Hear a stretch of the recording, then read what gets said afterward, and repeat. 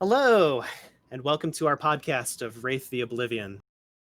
This is a variant story that accompanies Dirge of the Maniacal, a full chronicle that takes place in the world of darkness. I am your storyteller tonight, Myles von Kamp, and with me is Rob Giese, who will be playing as Edith Harrington, the Oracle. She is a free wraith, at least for the time being. And also with us is Alexander Brown, who will be playing as the Shadowguide to Rob's Wraith and Psyche. Good evening to you both. Hey, hello. Hello.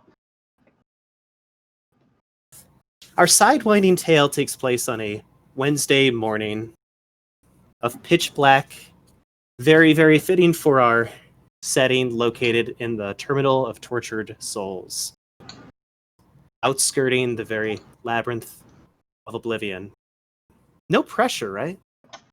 The date is November 23rd, 1994, 2 days before Thanksgiving. So without further ado, let us tell a ghost story together. Bad cop, worse cop. The Terminal of Tortured Souls is a twisting labyrinth. Change the map for you guys so you have something to look at. Twisting labyrinth of sandstone walls and Doric columns, flickering shadows and haunted echoes. This includes infinite winding tunnels, stairs, rooms, and platforms. This place resembles a vast subway station. More than a standard terminal, this location is vast and full of dangers. But that might explain why the Circle of Wraiths have decided to bunker down, meditate, and reconsider all options. It is in this very moment that Edith finds herself becoming restless. Not necessarily stagnant, but curious for activity, demanding her attention. During this somewhat rut, all of Edith's circle mates seem to have taken to resting their tired corpi against the vast tunnels of the terminal, not necessarily within slumber or static existence, instead just cold, uncanny dread, weighting the wraiths down mercilessly with no give in sight. During this fragment of space, that Edith takes notice of a very weathered and withered book slipping out from the Nefrakian Omasum. The book slips more and more from the Omasum's chamber, and it collapses abruptly upon the surface of the terminal, beginning to soak up the bile and puddled cavern waters, soaking the pages gradually. Rob, what will you do? I'll just put the back in the back. No, I'm just joking. I'm gonna pick up and look at the book. All right.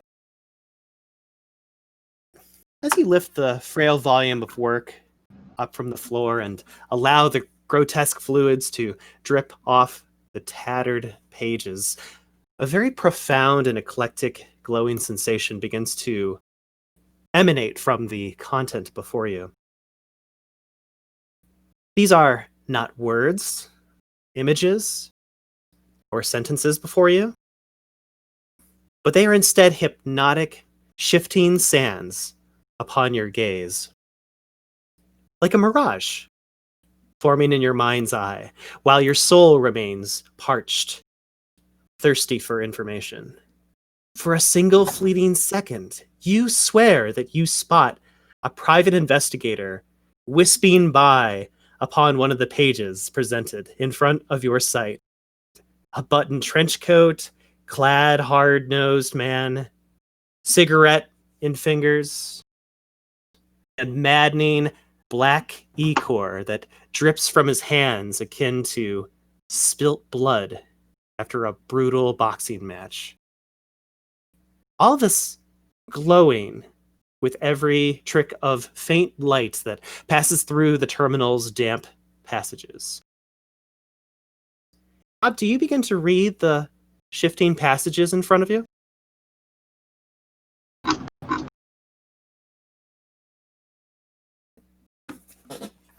Hello? Yep, I can hear you now. Yes. All right. I need you to roll your perception plus your occult. Okay, I don't know what that is because I don't have my It's gonna be character sheet. it's gonna be six. Yep, it's gonna be 6d10, difficulty 6. Okay, hold on.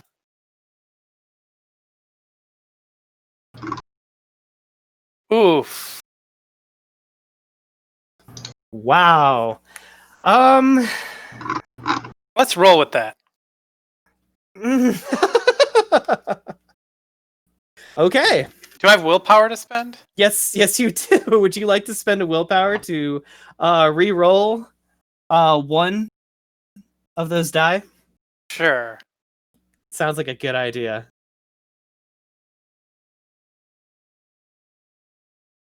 There. Okay. So you're looking down upon this book, and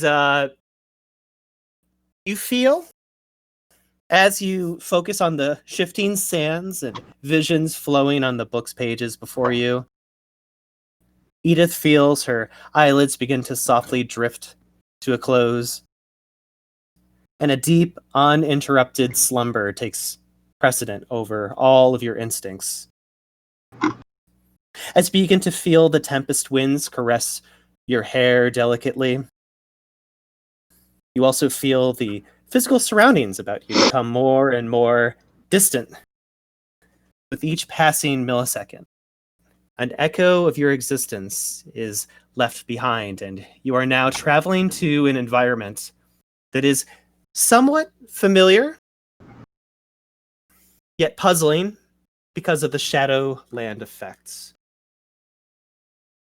If everyone watches Rule 20. So Rob, as you are kind of taking in this environment that you are inside, a couple of feelings pass through you. One is that of a familiarity with the structure, the decor, and the, let's call it, synchrony of how everything has been set up and organized within the walls of these towers. And you just happen to be inside one of those towers. The feeling that you are experiencing reminds you of what it was like when you were in your first citadel in a necropolis, just about to be registered in front of a usurer, measuring your worth. So you get that feeling immediately by being here, that you are definitely inside some type of citadel. And then the second experience you get is hanging something up on a coat hanger in front of you. So if you look at Roll20, you'll see that I've changed the environment. And Rob, your character is located right here. Okay. And you are hanging up your jacket right here on a coat hanger. There is a man seated on a chair, a wooden chair, and he seems to be fastened to it. He's got chains and what appears to be a form of straitjacket and iron vests and coatings all over him to kind of like hold him in place. You'll notice that there's a lot of bruising of his corpus, burn on his face and his skull, a lot of abrasions, a lot of cuts. There's a gentleman also located over here who is wearing very, very formal looking attire. Seems to be a long coat with formal trousers, very neat, business looking. Yes, very business looking.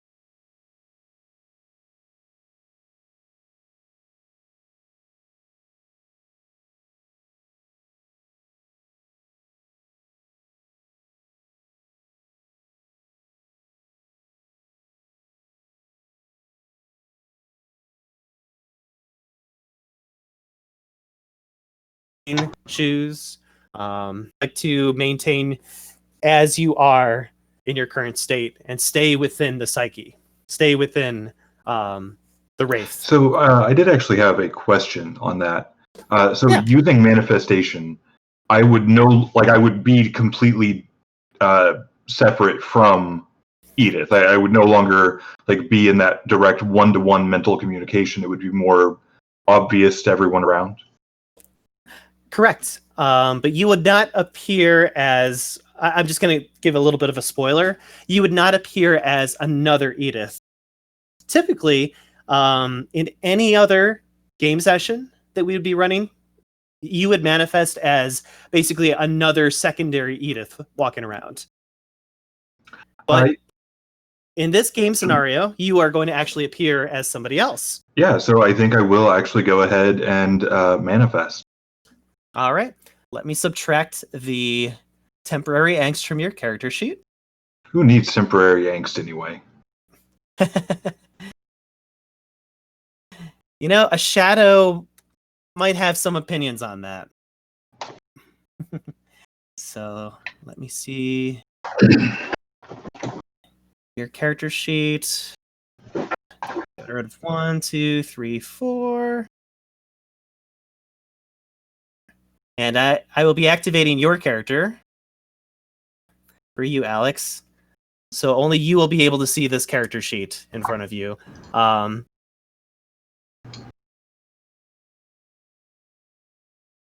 And if you go under your regular, it should have popped up on your screen, but if you go under your character file,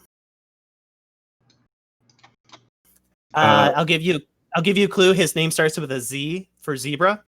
Yeah, I see it. I only see a photo. I don't see a character sheet or anything. Okay. Yeah, let me fix that. I had that problem last time too. So that has been fixed. So now you should be able to see his character sheet at the screen. Sure can. All right, wonderful.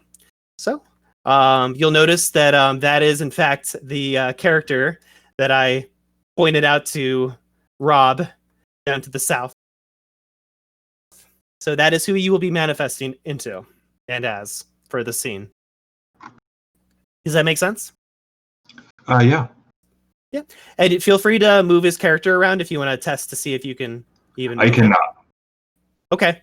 Thank you. I will fix that. Apparently, Rob can move his character. Apparently, he wants to stand incredibly close to me. Of course he does. That's just what he does. You know. I mean, standing close to is still further away from being inside of. So. Yeah. All right. There. I like that one the best. All right, Alex, you should be able to move your character now. Yep, sure can. Okay. So before I activate your character, Rob, as you're putting your jacket up on the coat hanger, you'll hear the voice of the gentleman sitting on the chair wearing the straitjacket and the chains say to you in that moment, Inspector, as I live and breathe. Well, maybe not quite. What can I do for you? Just smiles wryly at you.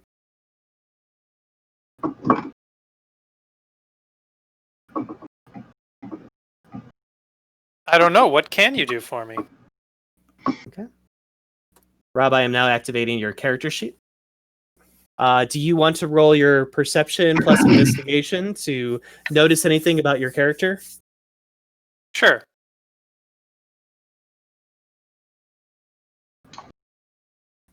I believe your perception and investigation should be at a 9. 9. 7. See, 3 points investigation. Yes, you are correct. 7 with exploding 10s, correct? Yeah. Actually, it's a 9. Man. Okay, rolling. All right. 6 successes. All right. So here are some things that you will notice about your character as you are approaching the gentleman sitting on the chair. First thing that you notice is that you have a death mask that is attached to your buckle at your side. You are currently not wearing it, but if you wish to put it on, just let me know. Okay. I'm going to activate that for everyone to see. Next thing you will notice is that you have some abilities that are very, very similar to your older character sheets as Edith, which will become apparent as well. 1 second. I want to make sure Alex can see what your new character looks like. So Alex, let me know if none of these things appear on your screen at all. Roll20 has been a little slow. The next thing you will notice, Rob, is that you have some abilities, some arcani that has carried over into this new character, but you might notice some differences. Your fatalism has dropped by a point. You now have life web, which you don't remember having before. Your puppetry seems to be intact. And you now have castigate of 5. You have 5 points in castigate. So judging by looking down at your hands, you will immediately notice that they are dripping with black ichor, as I had mentioned you looking into the book earlier. So you are definitely a partner. If you were part of any guild, you would definitely be a partner in this current moment. As you're feeling around in your pockets, a couple things will come up. First one is in your right-hand pocket appears to be some brass knuckles. And if either of you recognize those brass knuckles, points to you.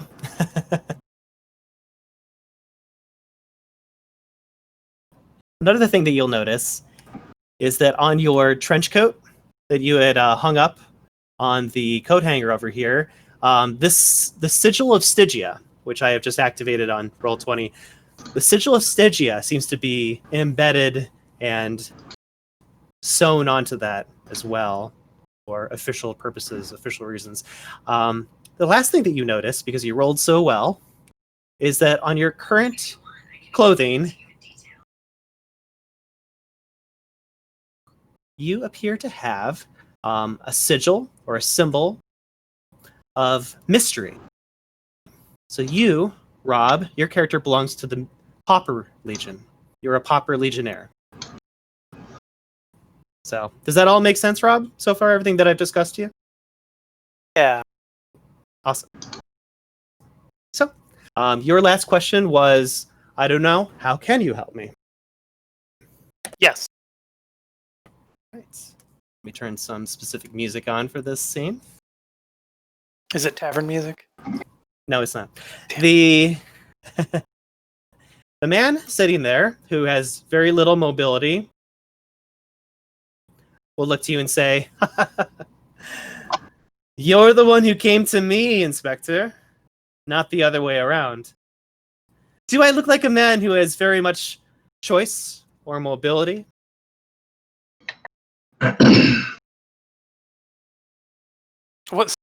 Does he seem... Can I get an empathetic read on him? Does he seem nervous, or what's he trying to... Yeah. You want to roll your perception and your empathy to kind of get a read on his body language? Maybe his demeanor of sorts? And I will roll for him as he is trying to not appear anything specific towards you. All right. Let me know how well you did.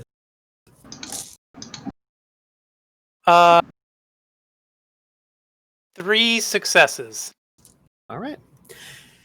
The only sense that you get off of him is that he is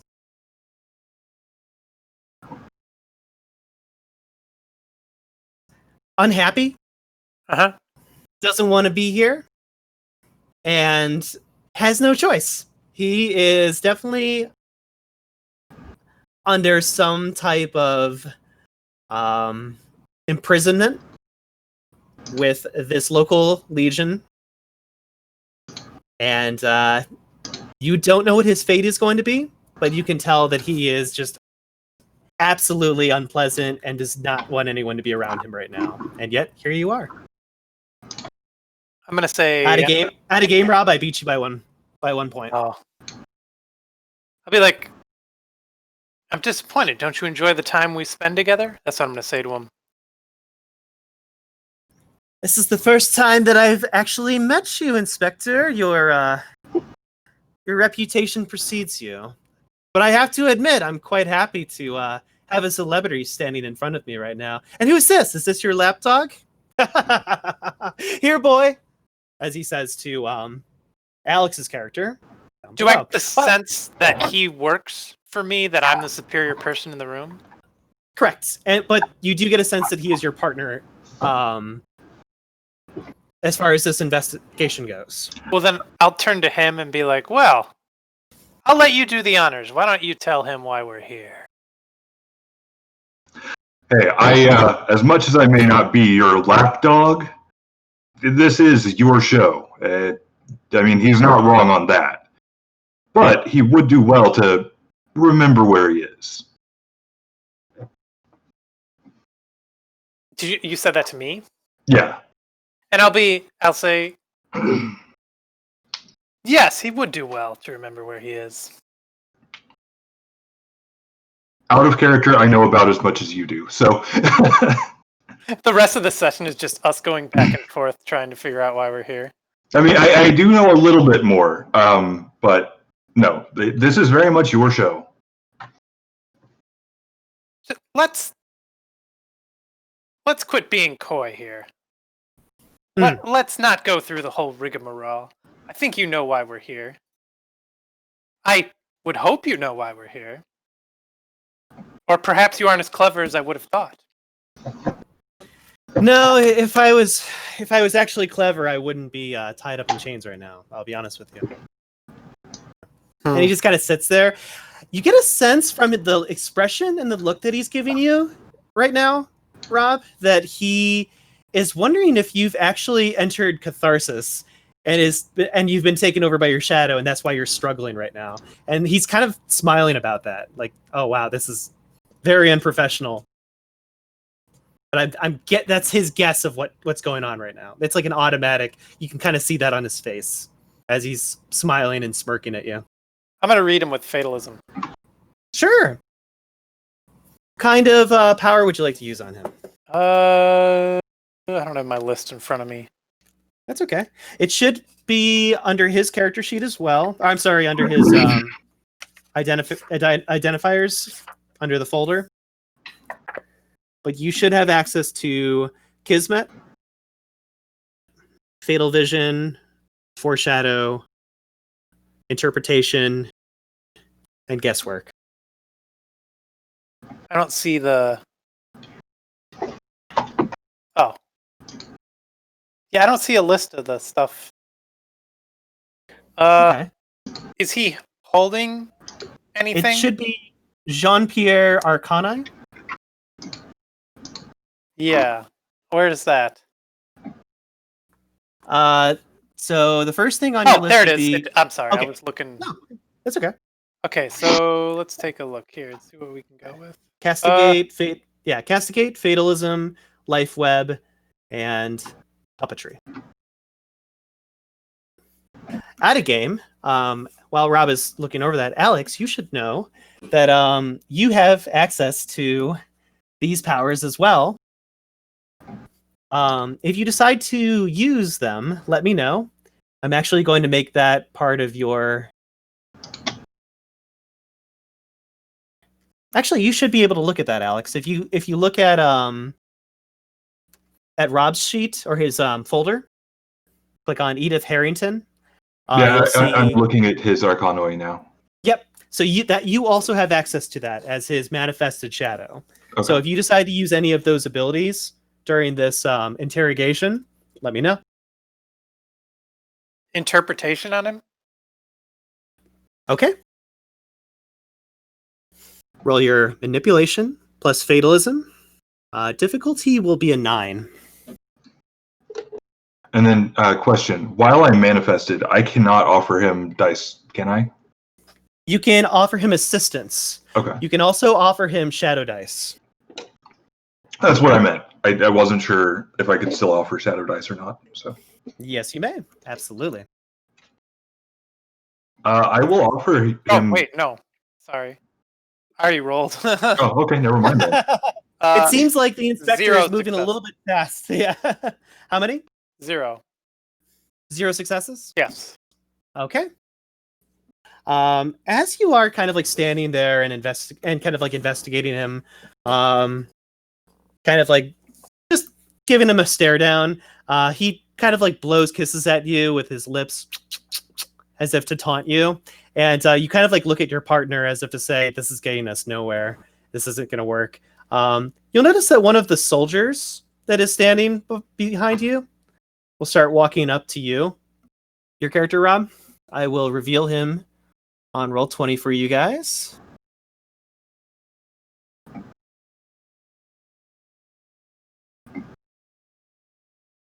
And he will stand before you. And with a very strong French accent, say, is there a problem? What seems to be the holdup?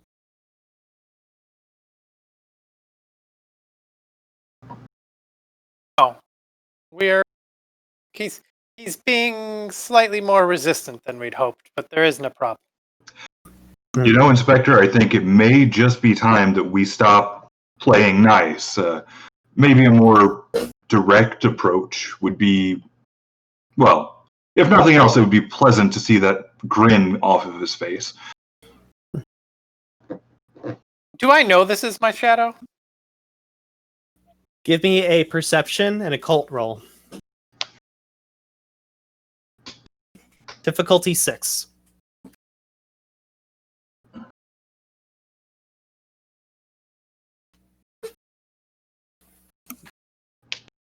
How'd you do?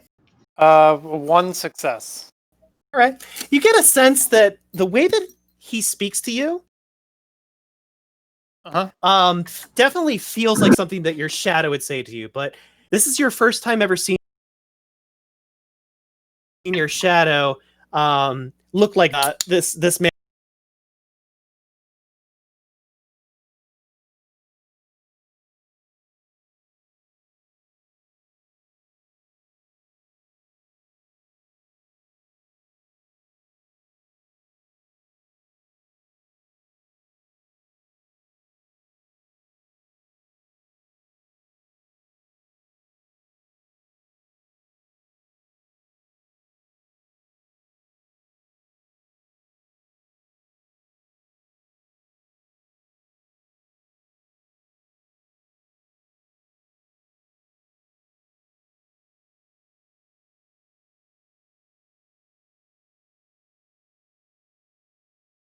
Man in front of you. So it kind of like begs the question, Can I use what I dark secrets on him? dark secrets from The guy we're interrogating. is this part of your It's castigate. castigate? Yeah, let me examine what that would look like. Yes. Please roll your perception plus castigate. Difficulty 9. And Okay. I can offer some shadow dice. Hold on, let me see what that roll would be. How many? I'm feeling like a 4 kind of mood.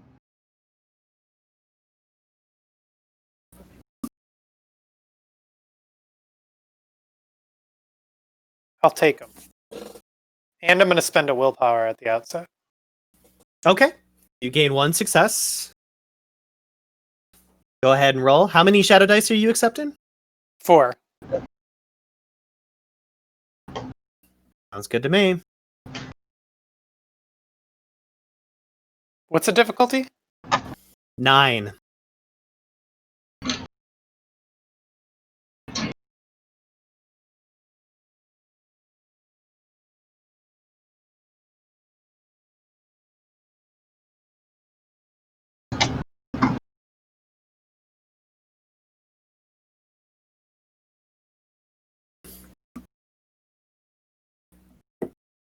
I'm gonna spend. One more willpower? Yeah, Okay. I will. because it's currently a wash. Okay. Alex, you will gain 3 temporary angst to your character sheet. Ooh. It's the most setting appropriate celebratory noise I could think of. Yeah. Ooh.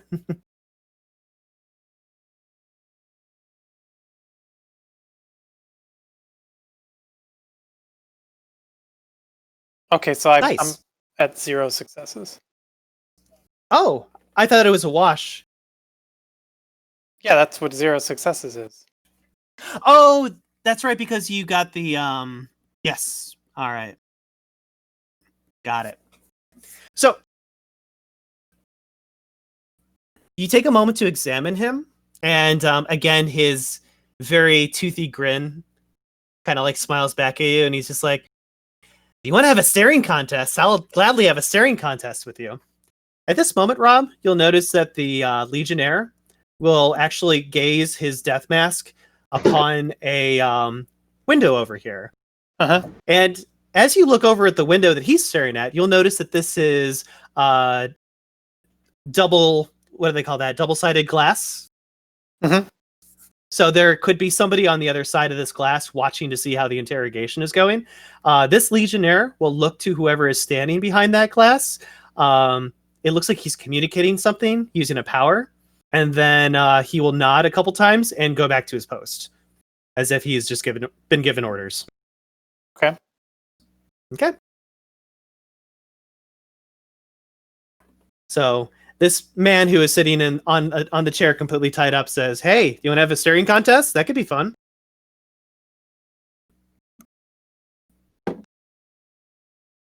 Otherwise, I think you're wasting your time, Inspector. And all these people in the Citadel beat me up, and they got them nowhere. What could you possibly do to change the outcome? Dude, You gonna cleanse my soul?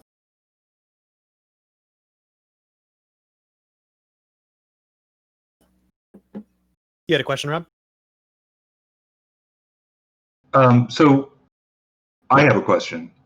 Could I use Sure. Enigma to Yes. get a little bit of information about? Okay, the Yes, you approach may. that we're going is not working. What's not working? Sorry. The approach that we've been taking is getting us about nowhere. So Okay, that's fine. yeah. Enigma sounds very good. I like that idea. I think it only costs. Oh no, you just use it. So you're just gonna use your Enigma, correct? I guess I think that, I mean, unless Rob has a better idea. Okay. I like it. Enigma's a good idea. I'm just double checking to see if it costs you anything to use Enigma. I don't think it does. Like an angst or something. But Yeah. Rob, you're gonna ask a question. I think I missed you. why would it cost to use enigmas? It's a skill, not in a. Because he's a shadow and he has access to thorns. Oh, okay. This is definitely one of those situations where I have a tenuous understanding of the base mechanic, and now we're adding new things on top of it. So this is interesting. Yeah. No, it's good. All right. So I need you as the shadow to please roll perception and occult. Perception and occult. And that's on my shadow sheet. No, if you click on Zeke and you Okay, hit character sheet, you'll have your own sheet. Okay, I just wanted to make sure I was rolling the right things. Okay. Yep. You said perception and occult? Yep. So I believe that is 60 10s Trying and to a find difficulty. Yep. Yep. And a difficulty of 6.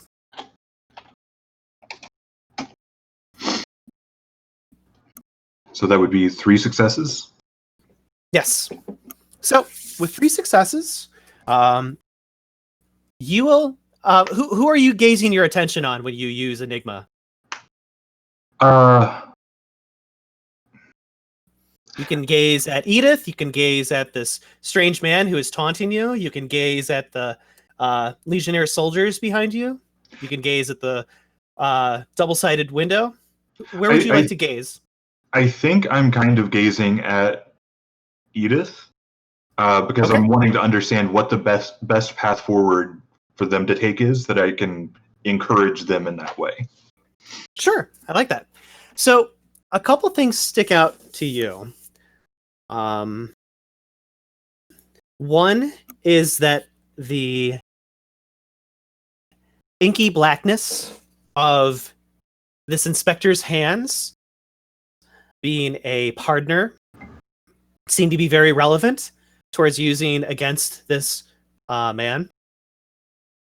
So you kind of envision him, using his hands to to kind of like conjure or stir something up. At the same time, the inspector will use a power that is something that you would use traditionally in the Skinlands. But the inspector decides to go a little further and experiment and combine 2 of his arcani in what is called alloy. So he is going to a level where you combine 2 separate arcani to create 1 new effect. And in doing so, is able to not only reach into the mind of this person sitting in front of you, but you're able to almost access parts of their mind that they would probably never share with anybody. But last little bit of success is you will get a vision of this man saying his name out loud to Rob's character. So I will give that to you. It'll show up on the screen for everybody. His name is Dreyfus Romano. Dreyfus Romano. You catch a glimpse. By the way, Alex, all that information is for you. That you use your Thorn to gain that information on this from your visions. So you can share that as you will, or not share it. It's up to you. So I will subtract 1 Thorn from your character sheet since it's a spendable one. Yeah, I think I will just kind of say. So I'll do that thing where I kind of turn my back to Dreyfus and kind of put myself partially in between him and Edith's character. And just kind of in that stage whisper that, totally not making sure that Dreyfus can hear me, but Dreyfus can totally hear me. That sort of thing. I'll just say, Inspector, what if instead of continuing to talk, we just took the direct route? Why not just, I don't know, say, rip into the deepest parts of him and take the information we need, whether he wants it or not? To read off of Dreyfus when he says that? Sure. Are you going for another empathy roll, or are you going for a different type of roll? I think empathy, because I'm looking for his response to hearing my partner say that. Okay. Difficulty will go up because last time was not very successful on your end. So go ahead and roll your perception and empathy against me. Your shadow can assist.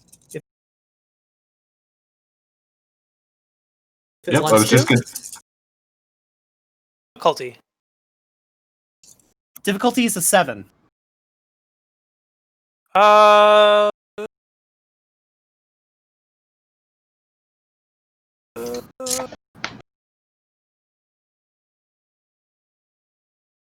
Okay.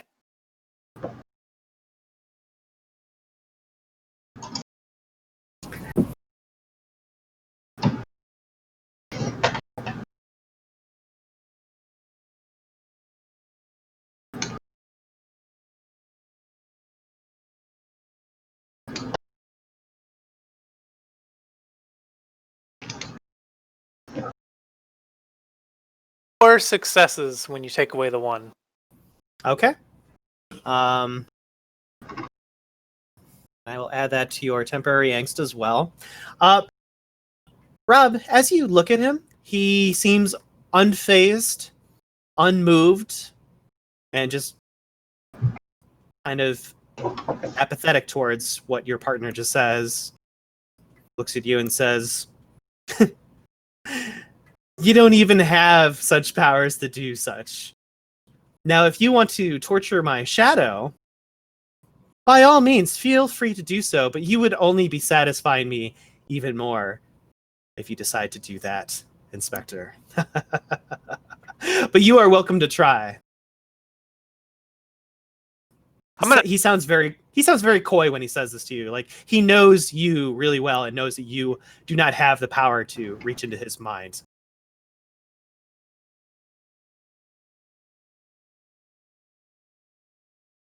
Going to take a long look at him, and then I'm gonna put on my death mask. Okay.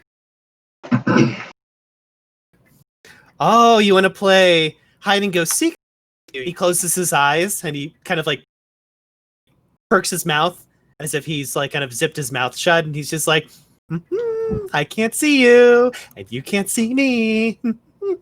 Can I make an enigmas roll to determine what he might mean when he says "rip into someone's mind"?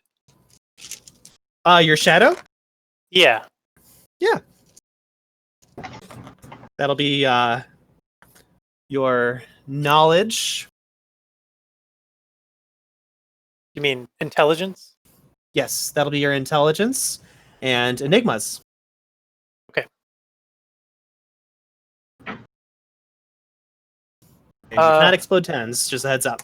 Oh, okay. Well, in that case, that would be 2 successes. Okay. So you gaze at your shadow, and you're thinking to yourself, well, I know what I am capable of doing with Castigate, but it feels like I need to align a different type of Arcanos with what I already have. And if I can combine the two somehow, I might be able to create a new effect. And as you think about this, Rob, it reminds you of some of the things that you used to do in Malpheus, when you were trying to open up that catacomb. And you had to combine your Arcanos with other wraiths to create an effect. Almost like a ritual of sorts. This time, it feels like you need to combine two of your powers in order to tap into his mind.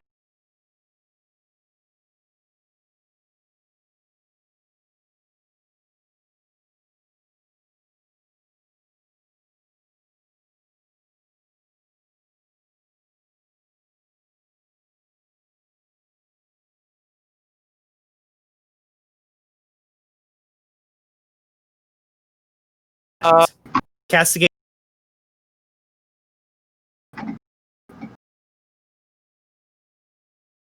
When I use puppetry, I don't get any insight into the thoughts of the person I'm riding, correct?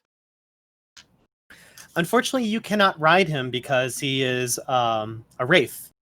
Well, but what I mean is, if I was to combine them, from the perspective of if I'm just using puppetry, I don't get the inner thoughts of the host.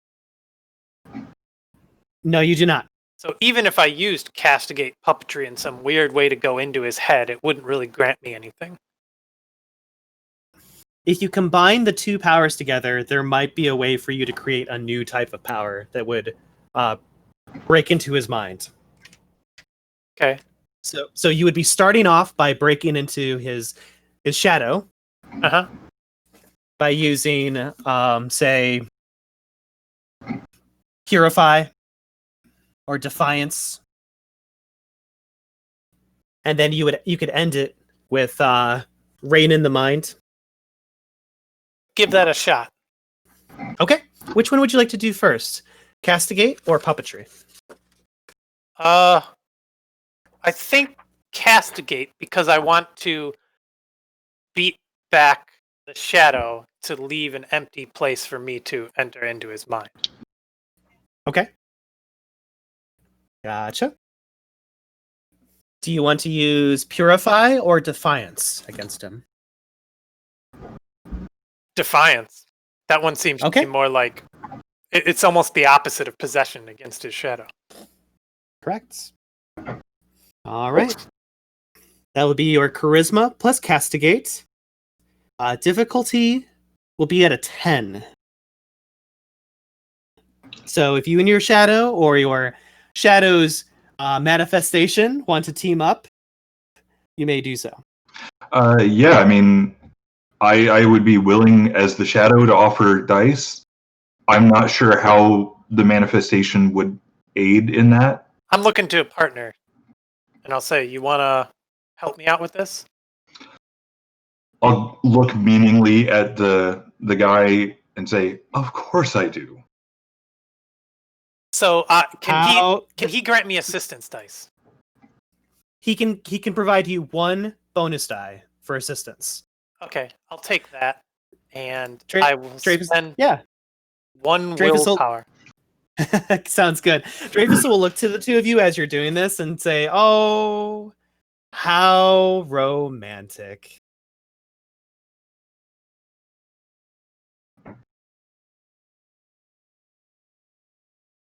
And then can I offer shadow dice as well, or?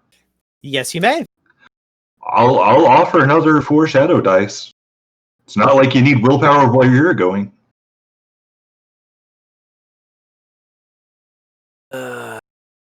I can't decide. I feel like rolling more dice is just more chances for me to get ones. I mean, you're not wrong.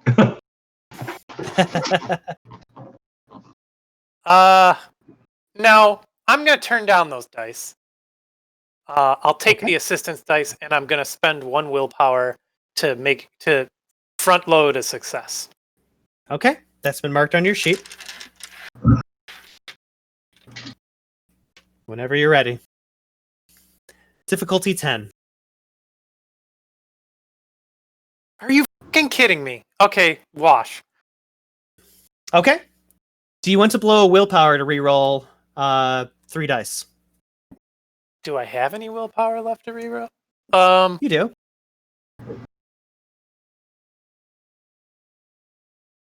Yes. Okay.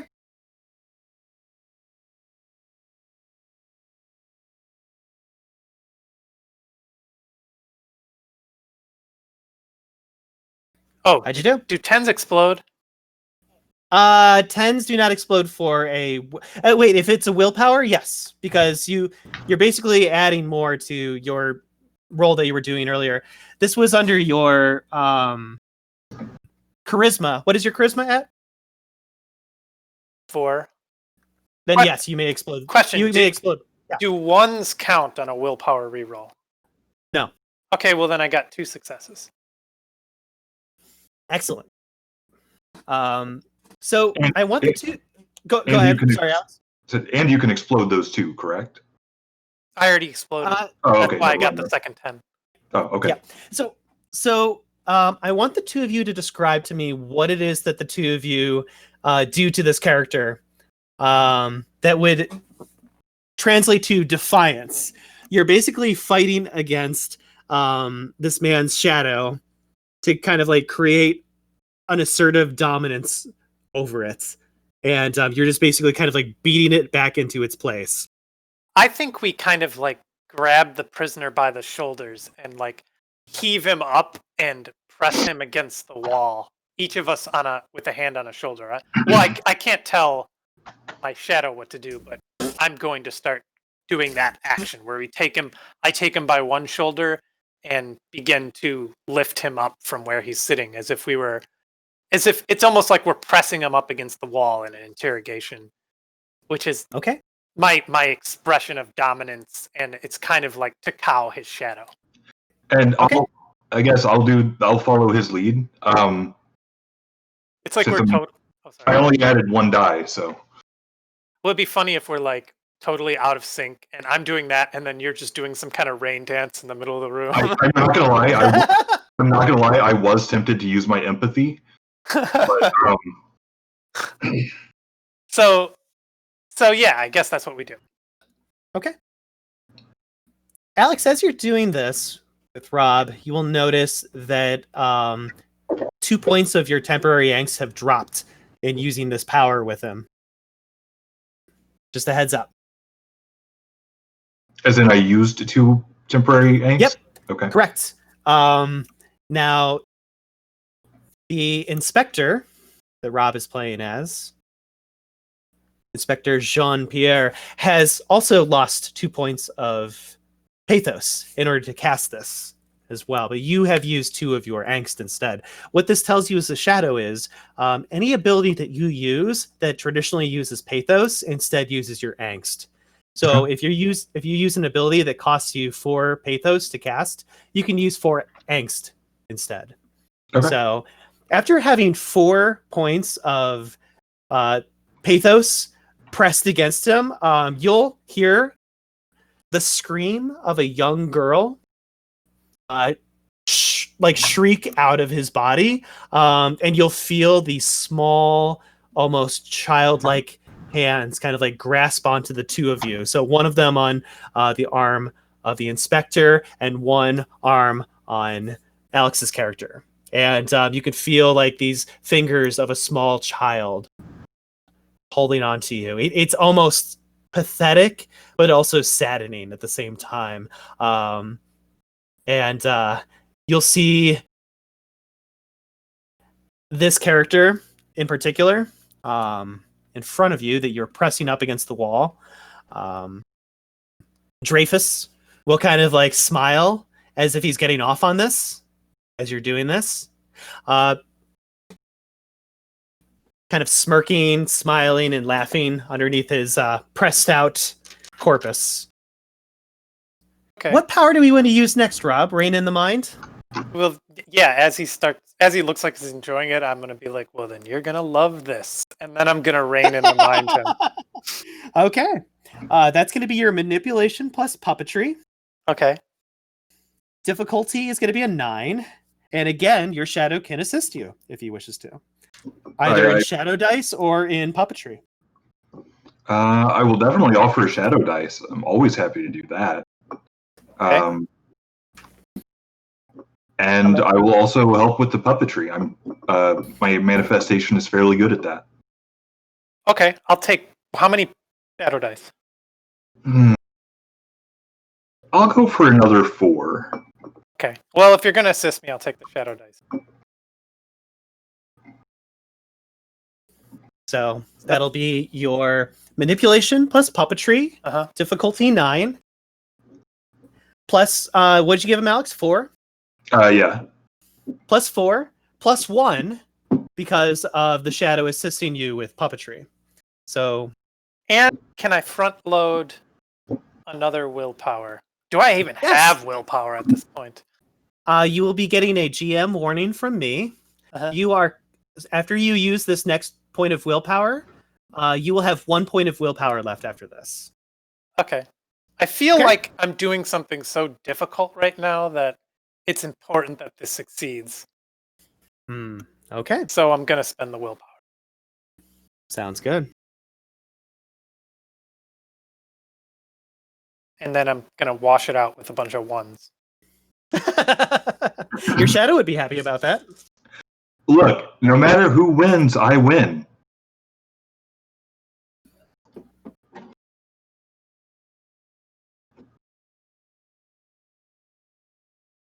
Holy crap. Interesting. What did I tell you? It washed it out. Rob, I would not recommend blowing that last point of willpower. No. So that's a 0. Yes. So, you hold him in place. It would appear that what you've done with the castigation is working so far. I'm just double checking one more thing on puppetry. he is starting to kind of like regain a little bit of himself again, where the young girl who is screeching out inside him, that's holding you and trying to claw at your arms, is starting to kind of like let go at this point and settle back in to where she once was. Okay. Now, you mentioned that I could also, or my manifestation could also use Jean-Pierre's Arcanoi, right? Yes. So then could I basically just try to do the same thing? Yep. 1 second. I need to take some pathos and some temporary angst off your character sheets. So for Rob, as Inspector Jean-Pierre, that last ability that you attempted took four pathos. Okay. And then for your Shadow, Shadowguide, you, however, will only lose 3. You're supposed to lose 4, but you only lose 3. The reason why this happens is because you would traditionally have to gain a point of angst in order to assist. I'm sorry, you would gain a point of angst while your psyche uses the power of puppetry in that last action. Instead of giving you an angst, I've decided to deduct it from the traditional 4 that you were going to gain from that power. So here's a couple things that happen before Alex decides to take his action. Rob, you will notice that as you try to use Rain in the Mine, manipulation does not appear to be working on him. What if you were to switch it to perception instead? So instead of using manipulation and puppetry, what if you were to use perception and puppetry, but the same power? In the meantime, it looks like your shadow is about to do something. I'm going to let the two of you have a discussion of how you want to approach this before Alex jumps into his action. But it sounds like he has something that he wants to do. Okay. Do you allow him to do it, or do you want to like stop him and speak to him? I mean, I will definitely look to him for confirmation before I just do it. I will stop him and say, perhaps we've already applied force into this attempt. Perhaps it is time to use perception rather than, what do you call it? The force of our personality. I guess I don't want to directly say, hey, use perception instead of what do you call it? Manipulation, but kind of say we should take an observational approach to this rather than trying to overcome this person in doing this. Dreyfus will say, try as fast as you can. You'll never catch the gingerbread man.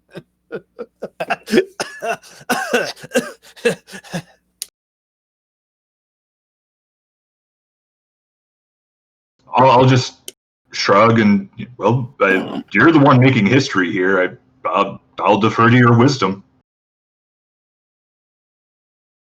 Excellent. Like, I look to my partner, use the perception attribute on your character sheet, my goodness. So it sounds like you will be using perception plus puppetry. Difficulty will still be at a 9.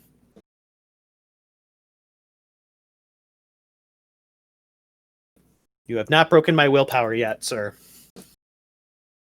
Okay, so that would be me rolling 8. So it sounds like you, Shadow, are going to be making this dice roll instead. I mean, I'm perfectly content to let him go for it, but the way he was talking, I kind of thought he was saying I should take a crack at it. I was saying if you're going to make the attempt, I was going to give him the advice. Yeah, no, like I said, you're the one making history here. I'll make the roll then. Okay. I think. So I'm going to do just that. Perception. Okay. Perception? I'll offer another 5 shadow dice.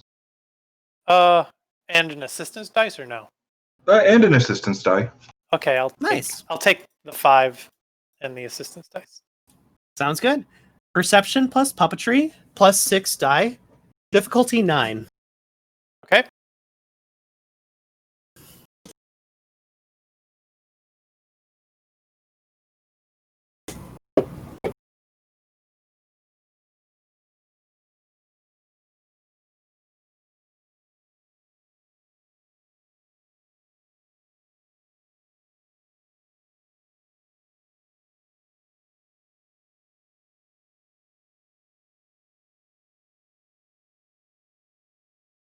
One success. Okay. Plus, he gets an angst. All right. Sounds good to me. So, Edith will lose 4 pathos again. You are now completely out of pathos, just so you know. And Shadowguide, you will only lose 2. Trying to find your Shadowguide. There it is. You're only going to lose 2 with your assistance in this power. That in mind, now that you have switched over to, this is what happens in front of the two of you. Now that you've decided to switch over to perception as opposed to manipulation, your blackened, dark, inky hands begin to drip all over Dreyfus and his face and his beard and his eyes and his nose, and to the point where it looks like he's almost drowning in this darkness that you're now kind of enveloping with him. And you just continue to stare at him as if waiting to see a change in him, to see something, some kind of dilution come out of him, or to see him even like gasp for air, even though he doesn't have to breathe. He continues to struggle in front of you. And eventually, as this happens, you will tap into his mind. And you will start to feel a new power emerge. Something that you have never experienced before. You have had some experience going into bodies, causing them to do things and say things and feel things and cause things to occur. But this is Edith's first time ever seeing into their mind and tiptoeing around memories. As you do this, you will be taken back into a memory. Maybe 2. But they seem so similar to one another that you can't be sure. But the first memory, you see through the eyes of Dreyfus in front of you. But he is not tall. He is not burly. He is not, covered in a beard. Instead, you feel like you're maybe just a little bit over 4 feet tall. And you don't feel very masculine. Instead, you feel very, very much so like a small little girl. Walking around, maybe with some kind of doll in your hand. And you see yourself going up to a young boy, maybe about 9 years old. And in this memory, you feel yourself say things that are flirtatious and cunning, kind of trying to get the boy to come along with you. And he's a 9-year-old boy. And here's this young girl who is very much so interested in him. So he plays along, tries to act a little tough. comes along with you, takes your hand, and you, Edith, and Shadow, as this little girl, take his hand, kind of sing a little melody on your voice, and take this young man to a bridge. And you feel your voice come out as this little girl saying, "All right, here's how we play. I want you to stand at the edge of the bridge. There you go. You're doing good. Now, I want you to close your eyes. Hold your hands out. Both of them. There you go. Yeah. Now I need you to count to 5 with me, and you're going to get a big surprise." And the way that she uses her voice, this boy is kind of like starting to blush a little bit, as if, is she going to kiss me? Is that what she's going to do?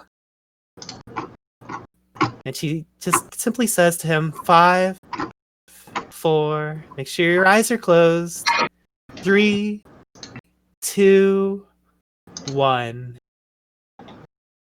And she will push him as hard as she can off the bridge. And the last thing that you hear is his withering scream of pain as you hear him crash into the shallow waters below with a crack. And you watch the waters turn from a clear blue to a resounding crimson red. And the little girl will dance off. Down the road we go. The second vision you get, very similar, is going inside a pub, and you'll see a teenager, maybe 14 or 15 years old, trying to get away with a fake ID to get a drink. And you kind of pretend to bump into him. From your perception, you pretend to bump into him. And he looks down at you and says, gets down on one knee and says, hey, little girl, I think you might be lost. Is your mother or father around here somewhere? And you feel yourself respond, oh, yeah. Can you help me? Can you help me find my mother and my father? And he's like looking around like, well, I'm not getting too much luck here. So yeah, I can help you find your parents. No problem. And takes her hand. Same story. She takes him over to a bridge. Wants to play a game. Has him count to 5. And even though she's a small little girl, uses every ounce of strength to push him off the bridge and kill him yet again. It is that moment where the inspector, Jean-Pierre, and his assistant will feel their hands, almost like static electricity sparking, will zap the two of you back away from him. Just checking your... Yeah. Can I have you both roll your dexterity, please? 2d10.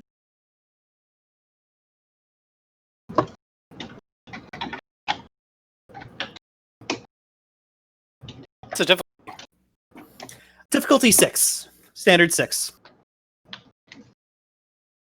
Oops. 1 success. Ignore the reroll. Okay. No worries. And I guess that's 2 successes for me. Alex, did you roll d10s or a d19? So the first time I rolled a d19, and then I felt, well, I thought that was my roll immediately after. Yeah. So then my second roll was the 2d10 with the 8 and 9. Roll Wonderful. a d19. So, Well, so the two of the you... numbers are right close to each other. So the two no, of I you... mean, like, how? So the two of you will not fall down on your. Two of you will not fall down on your butts. You will stand your ground immediately after detaching your hands from this wraith known as Dreyfus. And the moment that you do, the black ooze and ink will kind of dissipate from his face. And he will look to the two of you with like this profound fright. And he will say, "No, no, you're not supposed to be allowed in there. You're not supposed to be allowed to go in there. What gives you a right? What gives you a right to do that? Those are my memories, not yours.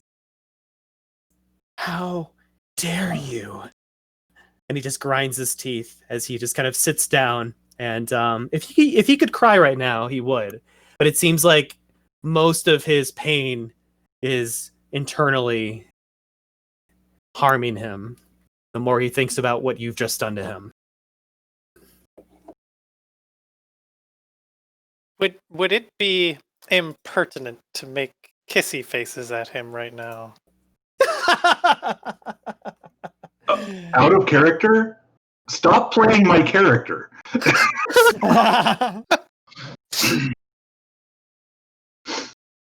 Do you and your shadow wish to communicate anything to one another before I run the next part of the scene? I think I'll probably use Enigma again. Okay. My thinking, and out of character, feel free to correct me if I'm way off base, especially Rob. My thinking is use Enigma to figure out what the next course of action to get the information that we need out of him is. But I don't know. What did you... So let me help you out as a GM. What did the two of you learn from this experience of what happened? What did you learn? What exactly happened in front of you? Well, he isn't as who he appears to be, or because he has his shadow, like the memories or the form he took in his memories was that of his shadow rather than himself. Okay. So I would roll maybe enigmas to interpret the visions we saw. Like, what is the importance of them to what we're doing right now, and why does he look so completely different than the memories he has? Okay. Yeah, I'll do that. I need you to roll your perception plus... I'm going to give you enigmas for this one. Can I assist? You may assist, yeah. And do you want to activate your thorn?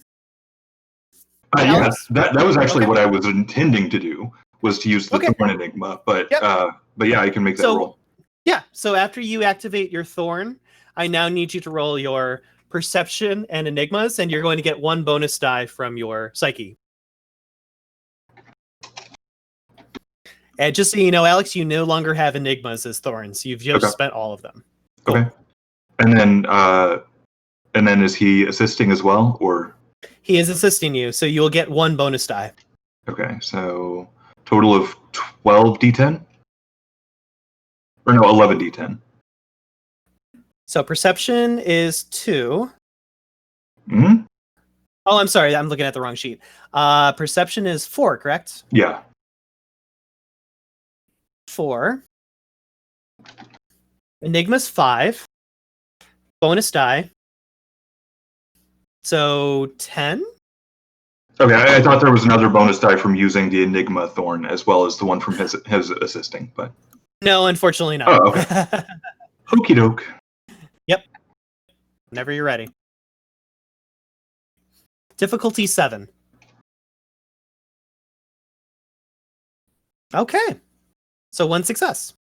Do the 10s explode? Because I have... Yes, Or you may perception. explode. Yep, you may explode that 10 since you have a 10 in perception. I wish I had 10 in perception. Okay. All right. So, So with 1 success, shouldn't that be 2? 9, 7, and a 10, and then 1, 1. oh yeah, I didn't see that 9. Yeah. Excellent. So with 2 successes, what you garner from this is you look into the future and you notice that the Legionnaires are now charging. Now that you've gotten the evidence that you have, the Legionnaires are now charging this Wraith Dreyfus for using his puppetry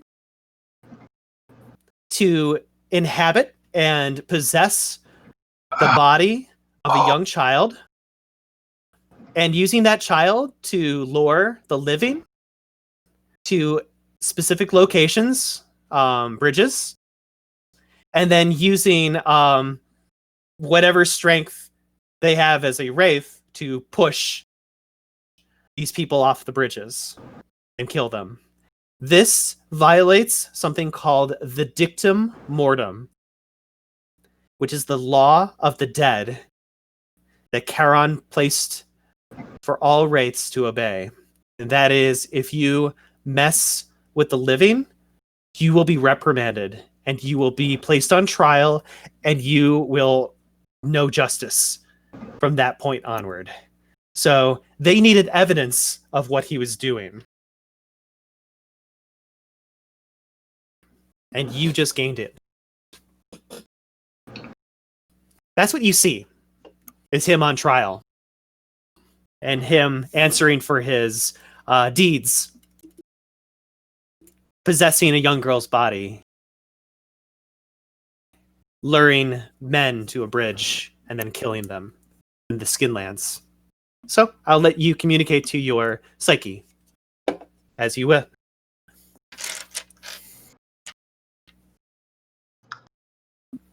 out of character, this was one of the hardest choices I've ever made.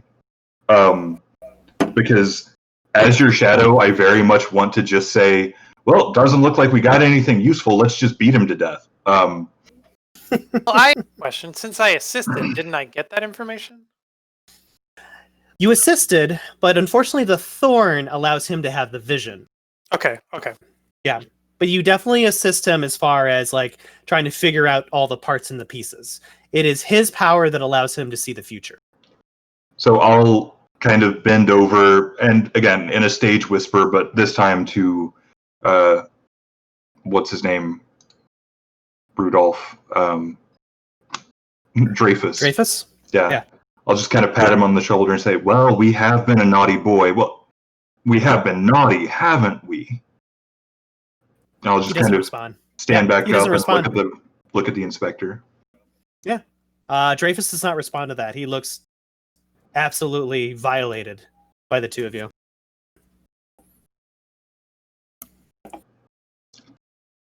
Well, Inspector, any deductions? Oh, see, I'm in a hard position. What he did there, did he hint that?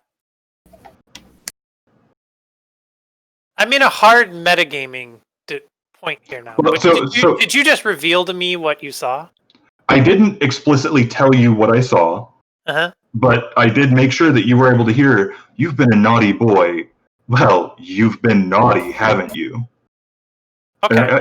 I'm trying to resolve that metagame position where it's like, there is enough for you to go on that you should be able to piece it together. Okay. Then I guess the question is, do I piece that together, or do I need to make a roll to piece it together? You would probably need... Yeah. Okay, go ahead. Go ahead. Out of game, what?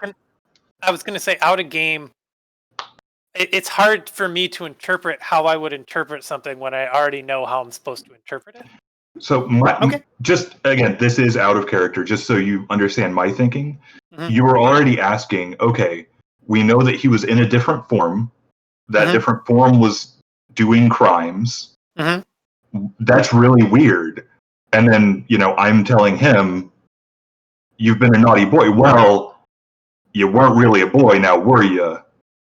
So I'm assuming that that's enough in character to tell you, but you know the character better than I do. Is it enough in Rob- character to tell me as a puppeter? Rob, roll your wits and your subterfuge. That'll be 60-10. In subterfuge. When your shadow says this to you. Is it difficulty 11? No, difficulty 7. Wits and subterfuge? Correct. Difficulty 7? Mm-hmm. That is correct. 3 successes. You're good. Okay. Well. I guess we have what we need. The Stygian legionnaires will walk up. You found something. We did indeed. Let's have it.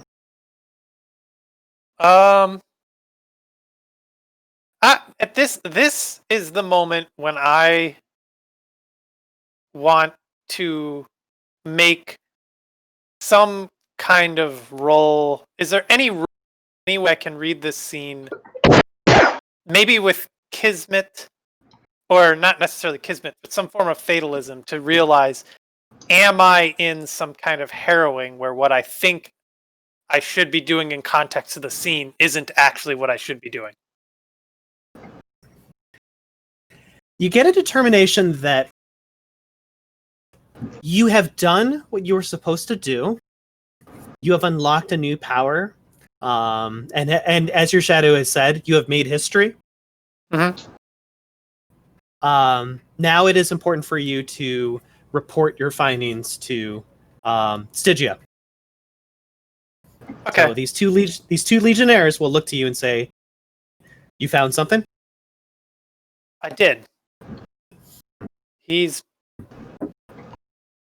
been doing what we suspected. He's been using his powers against the dictum. Myles, help me out. What's the other half of that? Dictum mortem. The dictum mortem. I've seen it.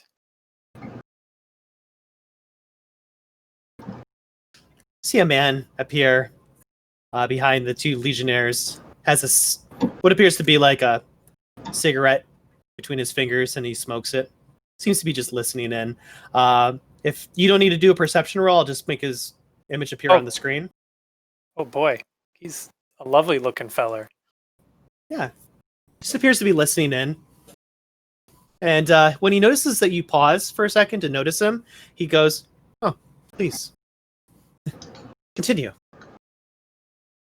Seems to have like a English accent. I will say no longer French. Okay, I will say, oh yeah, I'm French. Then I know he is guilty because he used the evil voice. The evil voice never lies. No, he used his powers of puppetry against the dictum mortem. Sorry, Myles. Dictum what? Yep, dictum mortem. The dictum mortem. He possessed what appeared to be an innocent girl and used it to lure the living to a bridge where he pushed them off with all of his strength. Okay. He will take a few deep inhales into his cigarette and then look at the two of you again. How were you able to do this? Okay, this is where can I make some sort of fatalism use of my fatalism ability, because I have one of two ways. I want to figure out what the consequences are of me being honest with him and telling him that we literally invented a new power, which I know tends to be a pretty risky thing when it comes to the hierarchy. Okay. Or if I should be lying and saying I used perhaps hold on, let me pull up his powers. Rob, may I interrupt you? Yes. You will feel the hand of Lady Fate slap you across the face, Uh-huh. and you will hear her whisper in your ear, Do not lie to him. Okay, well then I will lie. I will tell him exactly how I did it. We cowed his shadow, and with that I was able to crawl into his mind and see his memories play out before me.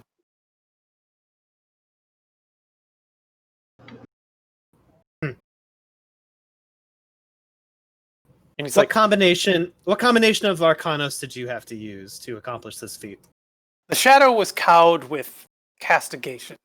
Defiance, to be specific. We had to use our greatest tools to sort of drive it back in fear. This gave us room to then use what would traditionally not affect a wraith, but combined with what we were already doing with castigate, I was able to use puppetry, or we were able to use puppetry to then rein in his mind, which then revealed to us the memories he possessed and was attempting to hide from us in there.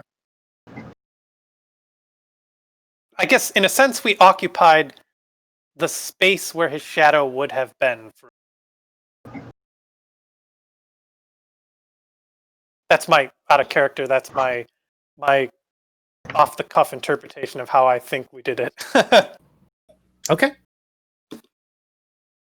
At which point, Dreyfus will stand up from his chair and come charging forward towards the exit, and you'll hear him shout. Even though he's completely bound by his chains and his straitjacket, you can tell that he has become enraged and his shadow has taken over in some form of catharsis. And you can see the almost spectral eyes coming from his vision as he travels further and further towards the door in a sprint. And the only thing that you hear him scream is, Charon! And the moment that he gets close enough to this NPC, he will grapple him by the neck and lift him up.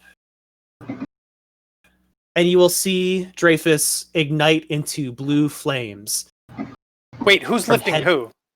The man that you were speaking to Uh-huh. is lifting Dreyfus up by the neck. Okay. I thought for a second it was the other way around. Okay, sorry. No, and because this guy's still in a straitjacket. Oh, that's true. And yep, he is lifted up by the neck, ignites into a blue flame. You'll hear him scream in agony and misery right before you in a blue flame that causes you to squint your eyes. It's so bright. Eventually, the blue flame dims down into a mere scorch, and there's nothing but ashes upon the floor. And this wraith will step forward towards the two of you. We'll look to Edith, your character, the inspector, and he will place a coin in your hand. A very warm coin. I know what he did. And it will say, Be very careful on how you decide to use those powers, my friend. I'll nod. You'll be debriefed by my men outside of here. Any escalation of your powers or any new discoveries that are made need to be reported to me at once. As you wish. Is this under? Very good. Looks over to your shadow and says, Good work. I would expect most wraiths to learn from the two of you more than they would fight amongst each other. And you get a sense when he says that he is directly talking to both Wraith and Shadow. That he is reaching beyond this harrowing and addressing you, Edith, as a Wraith and you, Alex, as a Shadowguide. He's not speaking to you as mere characters in history. And he begins to leave and walk away.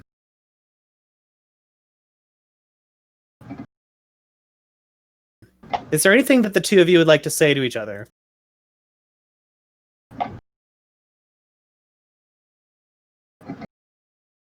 I don't know.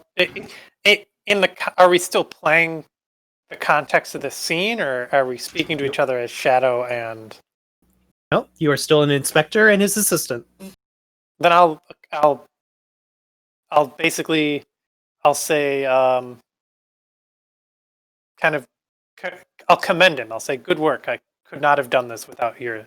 I'm not even going to say assistance because he arguably might have done more work than me. So I'll say I couldn't have done this without you. Okay. And then I guess in the context of both inspector and assistant, and also Wraith speaking to Shadow, I don't think I would have done it without you. You have made some very, very gross history today.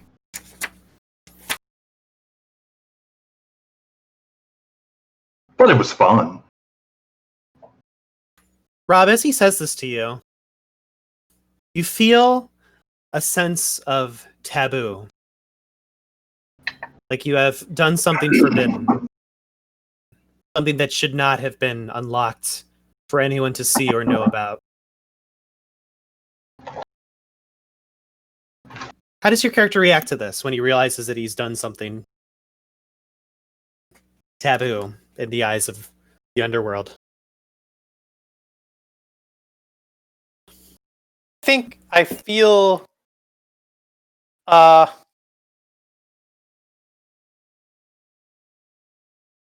feel like that the detective who in the detective shows gets too close to the mind of the serial killer. Like I wonder, this time I succeeded and accomplished what I needed to do, but it's that whole the longer you stare into the abyss, the longer it stares back at you. In doing this, am I slowly becoming that which I'm put here to hunt? That's the kind of feeling I think I would have as a detective. And when I realize what I did to him, violated, I guess I kind of broke the law to enforce the law. So that's kind of the feeling I have. Very true. As you come into this realization, you start to feel yourself stretch and awaken from the dream that you were once in. And before you know it, oddly enough, you will be back in a very, very familiar looking location. Back in a terminal of tortured souls, as it were. And unfortunately for Edith, the book that you once held within your hands has completely dissolved into ashes and dirt and refuse, and continues to disintegrate and melt away in your hands as if it is just part of a pyre now, becoming embers within your fingers. There's nothing of the book left at this point. I'm going to look over it. And Gabriella is still in slumber? Yep. Well, Good. she's just she seems to be in a fugue state right Okay, now. good. I don't know what she would do if she saw me destroy another book. I see. So yeah, the book melts. Sorry, go ahead. Yeah. A harrowing was not originally designed to be all doom and gloom. While you err closer to Oblivion's appetite. No, instead, a harrowing was once used and seen as a teaching opportunity, a lesson, insight on death. wisdom passed between the guilds. Well, back when the guilds actually existed. Edith was able to experience raw knowledge delivered to her psyche. And yes, it might be seen as a treacherous and perhaps not worthwhile by some wraiths.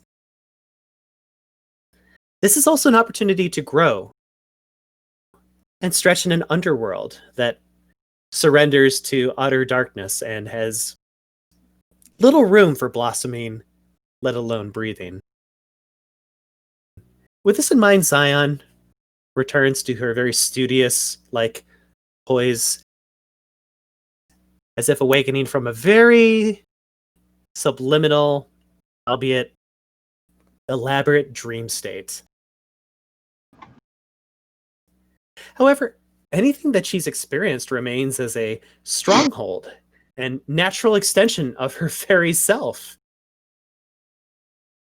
Almost fathoms delightful compared to the dread awaiting you within the terminal of tortured souls.